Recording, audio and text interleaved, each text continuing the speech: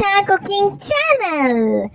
ಇವತ್ತು ನಾವು ತುಂಬ ಟೇಸ್ಟಿಯಾದ ರೆಸಿಪಿ ಕಾರ್ನ್ ಕಟ್ಲೆಟ್ ಮಾಡೋದು ಹೇಗೆ ಎಂದು ನೋಡೋಣ ಬನ್ನಿ. ಮೊದಲು ಒಂದು ಬೌಲಲ್ಲಿಗೆ ನಾವು ಬೇಯಿಸಿರುವ ಕಾರ್ನ್ನ ಸ್ವಲ್ಪ ಅರ್ಧ ನಾವು ರುಬ್ಕೊಬೇಕು. ಪೂರ್ತಿ ರುಬ್ಕೊಳಕ್ಕೆ ಹೋಗಬೇಡಿ, ಸ್ವಲ್ಪ ಅರ್ಧ ರುಬ್ಕೊಬೇಕು. ಈ ಕಾರ್ನ್ ಕಟ್ಲೆಟ್ ಅಂತೂ ತುಂಬಾ ರುಚಿಕರವಾಗಿರುತ್ತೆ.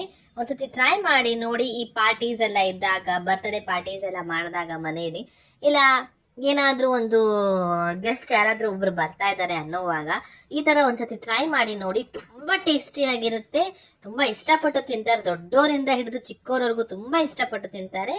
ಕಾರ್ನ್ನ ನಾವು ಜೋಳನ ನಾವು ಬಿಡಿಸ್ಬಿಟ್ಟು ಬೇಯಿಸ್ಬಿಟ್ಟು ಸ್ವಲ್ಪ ಅರ್ಧ ರುಬ್ಬಿಟ್ಟು ಹಾಗಂಗೆ ಕಾರ್ನ್ ಇದ್ರೂ ಪರವಾಗಿಲ್ಲ, ಅದು ಮಧ್ಯ ಸಿಗುತ್ತೆ.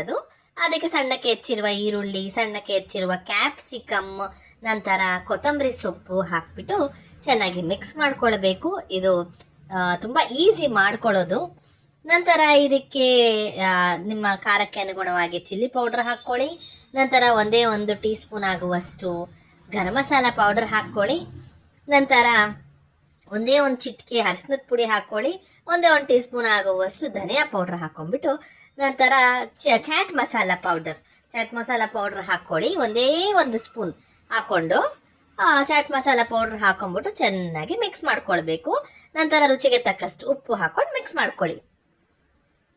ಇವೆಲ್ಲನೂ ಹಾಕ್ಬಿಟ್ಟು ಚೆನ್ನಾಗಿ ಮಿಕ್ಸ್ ಮಾಡ್ಕೊಂಡ್ಬಿಟ್ಟು ನಾವು ಕಟ್ಲೆಟ್ ಟೈಪ್ ತಟ್ಕೊಂಡ್ಬಿಟ್ಟು ಒಂದು ತಟ್ಟೆಯಲ್ಲಿ ಇಟ್ಕೊಬೇಕು. ನೋಡಿ, ಇವಾಗ ಚೆನ್ನಾಗಿ ಮಿಕ್ಸ್ ಮಾಡ್ಕೊಳ್ತಾ ಇದ್ದೀವಿ, ಕೈಯಲ್ಲೇ ಮಿಕ್ಸ್ ಮಾಡ್ಕೊಳ್ತಾ ಇದ್ದೀವಿ. ಚಾಟ್ ಮಸಾಲ ಎಲ್ಲ ಹಾಕೊಂಡ್ಬಿಟ್ಟು ಮಿಕ್ಸ್ ಮಾಡ್ಕೊಳ್ತಾ ಇದ್ದೀವಿ. ನಂತರ ಸ್ವಲ್ಪ ಹಿಂಗು, ಅಂದರೆ ಒಂದೇ 1 ಚಿಟಿಕೆ ಇಲ್ಲ ಒಂದೇ 1 ಚಿಕ್ಕ ಟೀ ಸ್ಪೂನ್ ಆಗುವಷ್ಟು ಹಿಂಗೆ ಹಾಕೊಂಡ್ಬಿಟ್ಟು ಮಿಕ್ಸ್ ಮಾಡ್ಕೊಳ್ಬೇಕು. ಇದೆಲ್ಲ ಹಾಕಿದ್ರೇ ಟೇಸ್ಟ್ ಬರೋದು.